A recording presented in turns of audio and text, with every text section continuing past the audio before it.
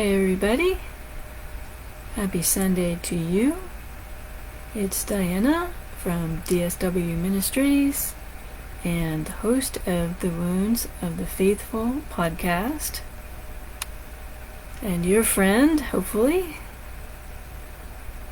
I've decided to do some Facebook Lives on Sunday afternoons just to get to know my audience a little bit better. I'm up to 40 episodes on my podcast, and I have really enjoyed the process. I've had some really great guests and talked with some survivors and industry experts on abuse. If you've listened to the podcast for any length of time, you know that I'm a facilitator certified with Mending the Soul. They're small groups that help Christians to heal from domestic violence, abuse, and any kind of trauma. And so we'll be answering questions that you bring about abuse in general, or maybe you want to know something more about me or my husband Brian. I might get to finagle him to come on to the Facebook Lives once in a while. But I just wanted to get some interaction with the people that have been listening this past year. I appreciate that. So I'm going to start with a Q&A, a question that Jill W. has submitted. She is in Washington State and she listens to the podcast. Thank you for listening and submitting your question. And her question is, Diana, why did you not leave sooner from your abusive situation when you had the money, the means to do so, and you did not have any children? That is a great question, Jill, and I will try and answer it as best I can. We're going to keep these videos around 15 minutes, unless we have a lot of engagement, a lot of people on the lives, and then we'll go a little bit longer. But I'm going to answer based on my experience, my own story, as well as the experiences from the people in my small groups that I lead every week. So, to start with, Jill, the answer to that question is a lot of it is a mind game. When you are being abused, your self-worth and your self-confidence is destroyed. And you don't think that you're worth being treated like a person. You don't think that you deserve to live a happy life. A lot of people believe that they caused the abuse, and so, well, I'm getting what I deserve, or that no one is going to love me the way that I am, so I might as well just, stay. A lot of times, victims don't know they're being abused because there's a lot of different kinds of abuse. There's spiritual, there's physical, there's sexual, financial, social, economic, there's gaslighting, there's narcissism, there's neglect. There's all of these different kinds of abuse, many of which are emotional, psychological abuse. And it was a long time before I realized that I was being abused. I knew that what I was experiencing was not right, and I knew that I didn't enjoy being treated this way. But I thought, well, what am I going to do about it? This is the way it is. And if you've listened to the podcast, you know that the church denomination that I was a part of at that time was very controlling, very legalistic, very restrictive.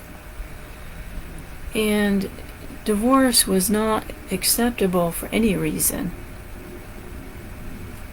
You could not leave your spouse for abuse. That wasn't allowed. They expected you to submit to your husband or put up with the abuse or mistreatment regardless, and just pray that, okay, well, God's gonna fix it or change him, or things are gonna come out in the wash.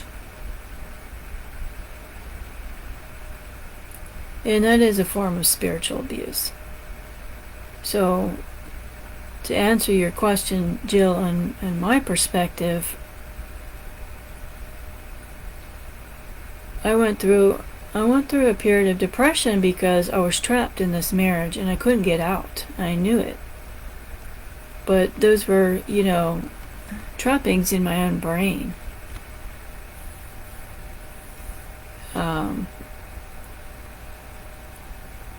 I wasn't physically being restrained from leaving, technically. But I did not think that I could get out because the church teaches that you're supposed to submit to your husband, no matter what, or regardless of what he's doing, you have to submit. And so the other thing is, I was a missionary. I was a church planter. I was a leader in the church, and I knew that if I would leave my husband, that I would lose my ministry. Everything that I have built up to that point, I would lose it all. I would lose my church. I would lose my friends. Because, if you've ever been through a divorce, they will take sides. And so I was drinking the Kool-Aid at the time and believed their crap about, God's gonna think of you differently if you decide to leave your husband for being abusive. And keep in mind, my ex-husband was a respected leader in the community. He was a businessman. We were in the ministry, planting churches. We were youth leaders. The kids loved him. All that stuff. And most of the time, people didn't believe me when I would say to certain people that he was abusing me, or this isn't right. That happens a lot. That's part of narcissism. If you have a narcissistic abuser, they look really good on the outside to fool everybody into thinking that they're this wonderful person on the outside. But behind closed doors, it's a different story. So anyway, I didn't want to lose what I had. And the reality of the situation, yes, I did not have children, and I'm looking back and I am grateful that I didn't bring children into an abusive environment. I didn't think that's fair to them. So yes, it was easier for me to leave than somebody with kids. It's much harder with children. Even without kids, it was still really, really hard for me to leave. And it was really difficult to come to that decision. And I had 3 people in my life that have told me for years, you need to get out of there. You need to get away from this man. And one day, one of my friends told me, God's not going to stop loving you because you leave your abusive husband. And it hit me like a ton of bricks, because up till that point, I was very fearful about the consequences of leaving. But just when she said that, it was like, you know what? She's right. God isn't going to stop loving me because I leave an abusive man. He loves me regardless, warts and all. And that was the day that I decided, I need to make plans to leave. And I was willing to take the consequences, because here's what most of the survivors will tell you.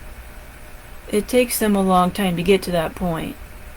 No, I'm not going to leave. No, I'm not going to leave. Or they go back. No, I'm not going to leave. But eventually, things will get so bad and so unbearable, and it's destroying you. It's destroying you inside as a person. And I did go through some depression when I was in my, later years of my marriage. And eventually you're going to get to the point where I don't care what others think about me. I don't care what the church thinks. I don't care if I have to start over, because that's really hard to start over.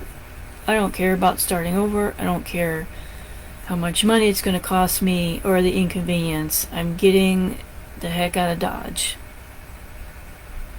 And it was really hard. Hardest thing I ever did in my whole life.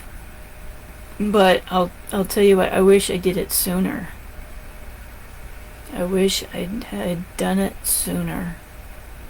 So if anybody out there listening to me is on that wall there trying to make the decision whether to stay or go, make plans to go,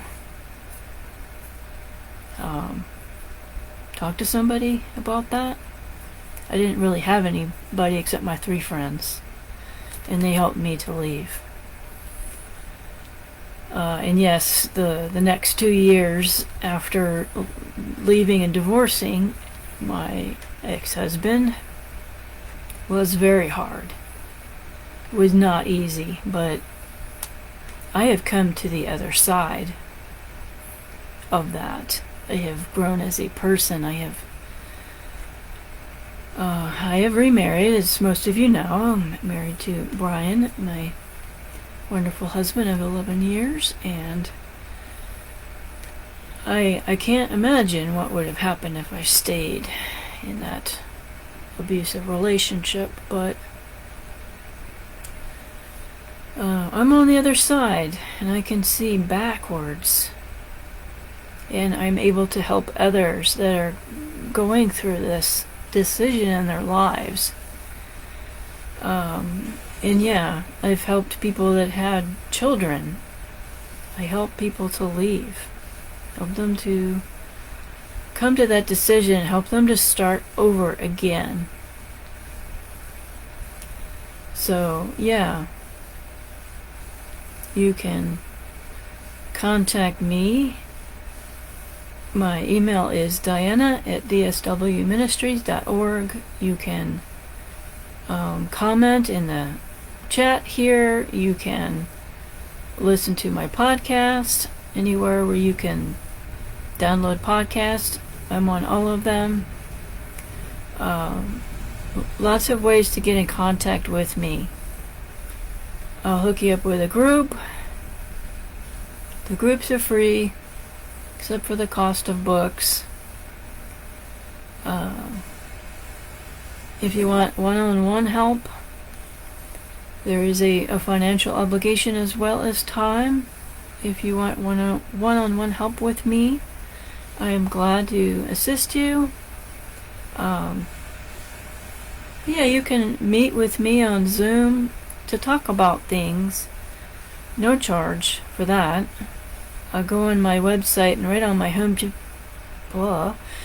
homepage is a link to set up a meeting with me to discuss whether mentoring with me would be a good fit, or if you want a group session with Mending the Soul, which is for men and women, by the way, and it's all over the world. We have facilitators all over the world, so you don't have to live in Arizona. Anyway, we're over 15 minutes, but thank you, Joe, for that question. That was a great question. Send in your questions to me. You can comment on here if you'd like. Send me your questions. I'll be glad to help you in any way I can. If I don't know the answer, then I will find the answer for you. But thanks for stopping by, listening to me answering questions. We'll be doing this every Sunday at 3 o'clock.